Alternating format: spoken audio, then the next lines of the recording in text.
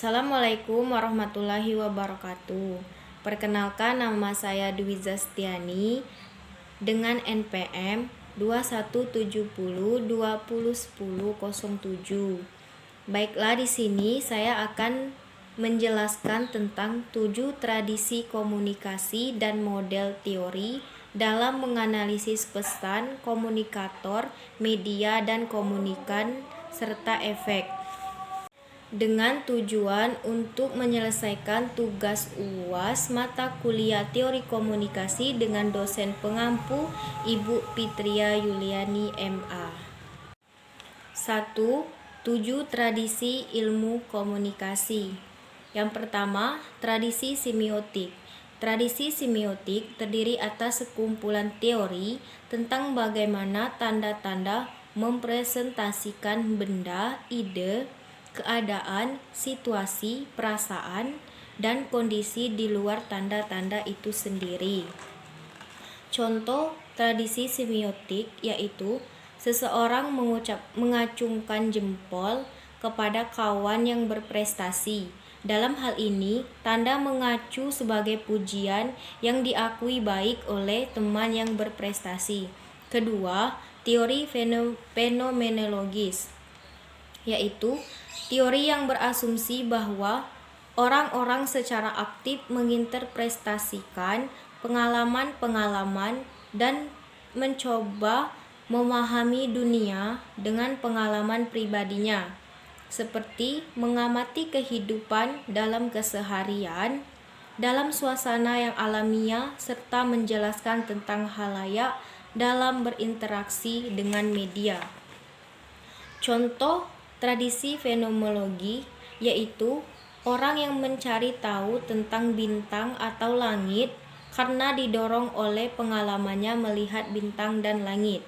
Ketiga, tradisi sibernetika yaitu tradisi sistem kompleks yang di dalamnya banyak orang saling berinteraksi, memengaruhi satu sama lain. Teori ini juga menjelaskan bagaimana proses fisik, biologis, sosial, dan perilaku bekerja. Contoh tradisi sibernetika yaitu dengan memberikan uang jajan lebih banyak, mahasiswa menjadi lebih sering jalan-jalan dan sering nongkrong. Dan dengan sering nongkrong, maka mahasiswa jadi sering jajan. Hal tersebut bisa mempengaruhi antara mahasiswa lain dengan yang lainnya. Keempat, tradisi sosiopsikologis. Teori ini berfokus pada perilaku sosial, individu, variabel psikologis, efek, individu, kepribadian, dan sifat, persepsi, serta kognisi. Teori ini juga memiliki banyak perbedaan. Mereka sama-sama memperhatikan perilaku dan sifat-sifat pribadi serta proses kognitif yang menghasilkan perilaku. Contohnya ialah seorang anak yang diajarkan oleh orang tuanya bagaimana cara membedakan berbicara dengan teman dan dengan orang tua dengan baik. Kelima, tradisi sosiokultural. Teori ini mengeksplorasi dunia interaksi yang dihuni oleh manusia, menjelaskan bahwa realitas bukanlah seperangkat susunan di luar kita, tetapi dibentuk melalui proses interaksi di dalam kelompok, komunitas, dan budaya. Contohnya ialah suatu komunikasi yang berlangsung dalam konteks budaya, karena komunikasi dipengaruhi dan mempengaruhi kebudayaan suatu masyarakat. Keenam, tradisi kritis, yaitu tradisi yang menganggap komunikasi sebagai hasil dari preleksian sebuah wacana.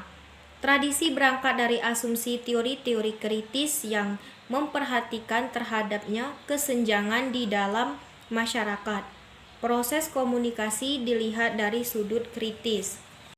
Contoh tradisi kritis yaitu ketika seseorang laki-laki menilai derajat dirinya lebih tinggi dibandingkan wanita, karena dia berasumsi bahwa wanita itu lebih rendah dan lemah daripada mereka.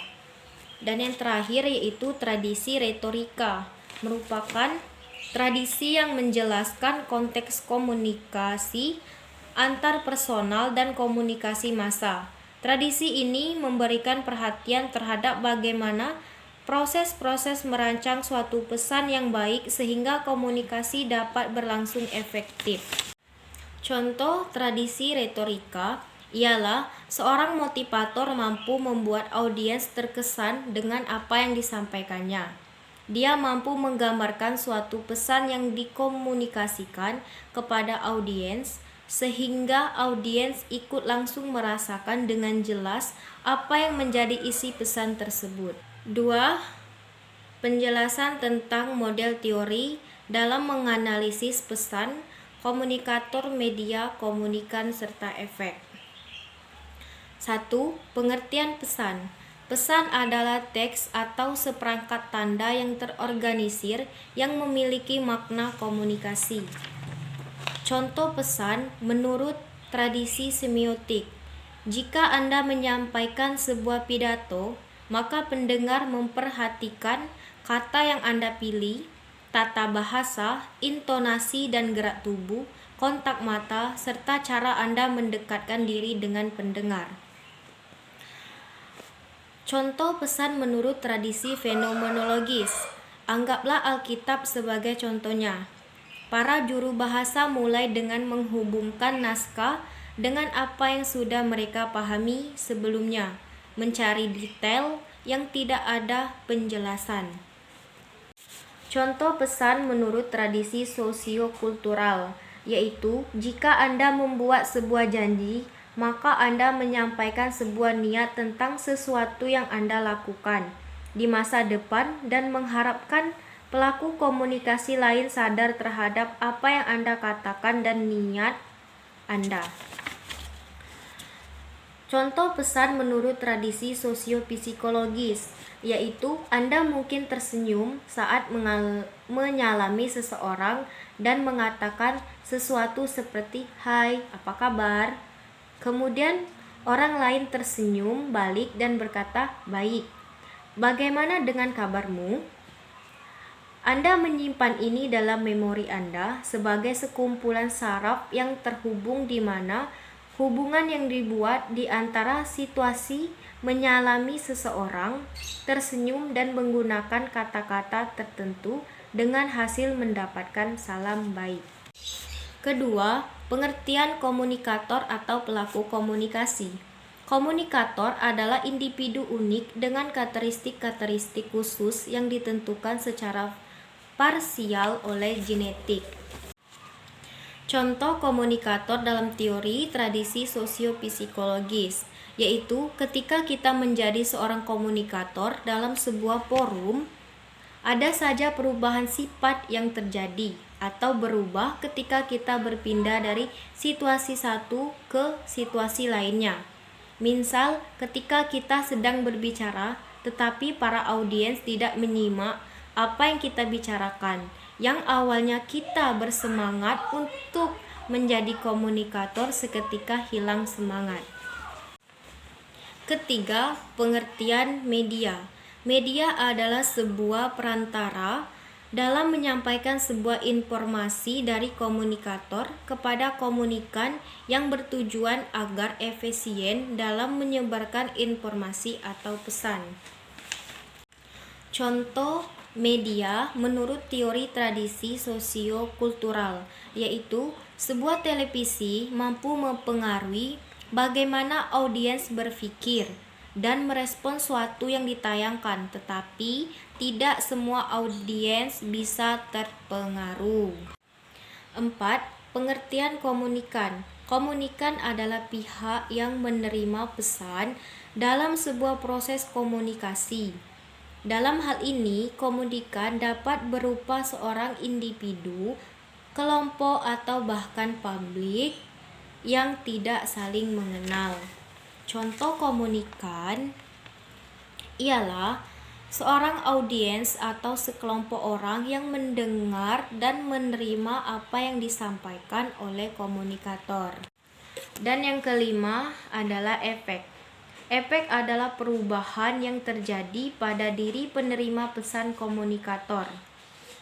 Contoh efek menurut tradisi semiotika, yaitu seperti contoh dalam pesan pidato, efeknya bagi komunikan itu mendapatkan pemahaman dan pesan dari pidato tersebut, sehingga terjadi perubahan dari komunikan tersebut.